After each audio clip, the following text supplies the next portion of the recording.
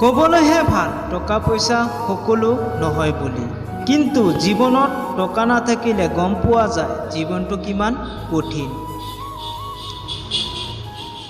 জীৱনত কষ্ট পালে দুখ নকৰিবা, কাৰণ কষ্টবোৰে আমাক শক্তিশালী আৰু সাহসী হ'বলৈ শিকায়। বৰষুণ আৰু প্ৰেম একেই, বৰষুণত শৰীৰটো সেমেকে আৰু প্ৰেমত দুচকু সেমেকে। আপোন পৰ বুলি ক'বলৈ কোনো নাই, জীৱনত সকলো অস্থায়ী, আজি আছে কাইলৈ নাই।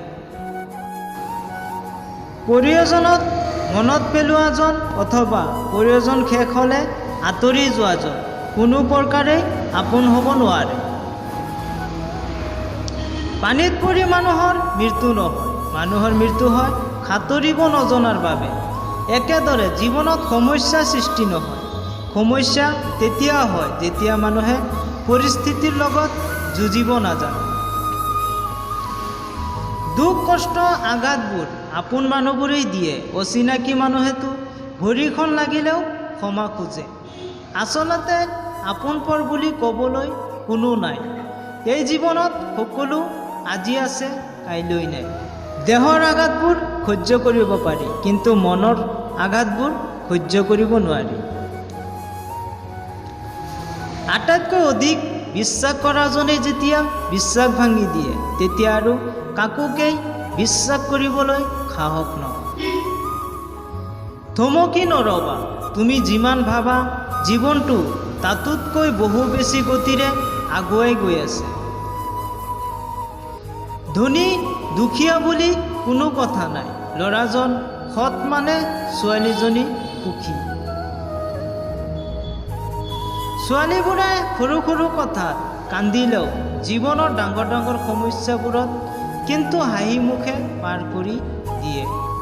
এজনী ছোৱালী পিতৃগৃহ ত্যাগৰ পিছত নতুন ঘৰ এখন আপোন কৰি লোৱাটো এজনী ছোৱালীৰ বাবে বহুত ডাঙৰ কাম। সেইকাৰণে তেওঁক কিছুদিন সময় দিব লাগে। সত্য এইটোৱে যে ছোৱালীবোৰ ভাগ্যৱতী বাবেই দুখন ঘৰৰ সন্তান হোৱাৰ সুযোগ পায়। আমাৰ সমাজে কন্যা সন্তান নিবিচাৰে, কিন্তু পুত্ৰৰ বাবে ধুনীয়া এজনী ছোৱালী বিচাৰে।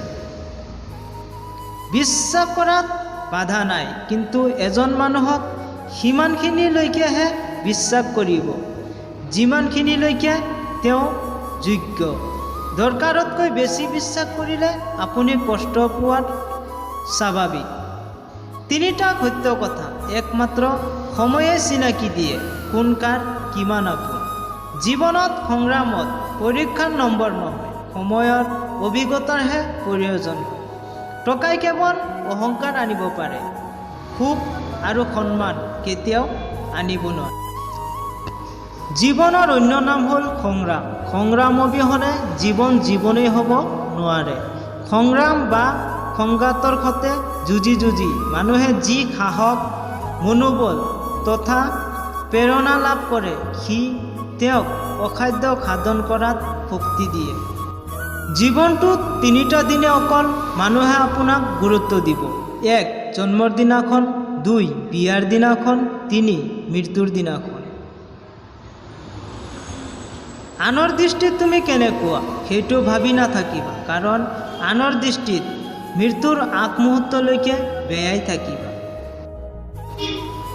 তিনিটা বস্তু কেতিয়াও ঘূৰি নাহে: সময়, কথা আৰু সুযোগ। তিনিটা বস্তু হেৰুৱা উচিত নহয়: শান্তি, আশা আৰু সততা। তিনিটা বস্তু পতন হয়: অহংকাৰ, মিছা আৰু হিংসা। তিনিটা বস্তু বহুত মূল্যৱান: ভালপোৱা, আত্মবিশ্বাস আৰু বন্ধুত্ব। এটা সময়ত আহি অনুভৱ হয় মা দেউতাই ঠিকেই কৈছিল, ডাঙৰ হৈ লোৱা, তাৰপিছত বুজিব জীৱন মানে কি। মনত আছিল কিমান সপোন, আছিল কিমান আশা, সকলো মিছা হ'ল তোমাৰ ভালপোৱা। প্ৰকৃততে সেইসকলেহে প্ৰেমৰ কোমল অনুভূতিবোৰক অনুভৱ কৰিব পাৰে, যিসকলে প্ৰেমৰ কোনো প্ৰতিদান নিবিচাৰে, কেৱল মাথো ভাল পাবলৈহে জানে।